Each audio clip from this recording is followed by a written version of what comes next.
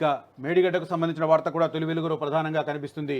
మేడిగడ్డ ఇసుకతో కాసుల పంట, ప్రాజెక్టు ఎగువన భారీ నిల్వలు, 800 కోట్లు వస్తాయని అధికారుల అంచనా, తవ్వి విక్రయించేందుకు సర్కారు యత్నాలు, 14 ఇసుక బ్లాకులు వేలం వేసేందుకు నిర్ణయం, జూలై మొదటి వారంలో ప్రక్రియ అన్న వివరాలు కనిపిస్తున్నాయి. మేడిగడ్డకు సంబంధించి మనకు తెలుసు, అక్టోబర్లో మేడిగడ్డ పిల్లర్ కుంగడంతో రాజకీయ దుమారం రాజుకుంది తెలంగాణ వ్యాప్తంగా.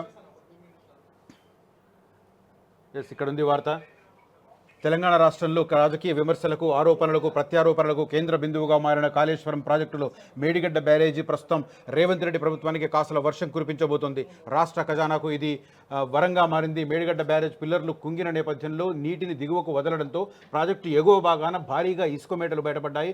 దీంతో ఆ ఇసుకను తవ్వి విక్రయించాలని తెలంగాణ సర్కార్ భావిస్తుంది. ఈ మేరకు ఇసుకను వేలం వేయడానికి టెండర్లను కూడా ఆహ్వానిస్తుంది. మేడిగడ్డలోని ఇసుక అమ్మకం ద్వారా భారీగా ఆదాయం వస్తుందన్న అంచనాలు ఉన్నాయి అన్న వివరాలు కనిపిస్తున్నాయి.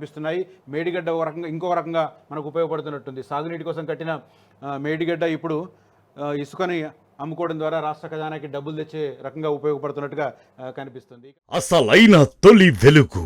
ఫాలో వాట్సాప్ @తొలి వెలుగు official.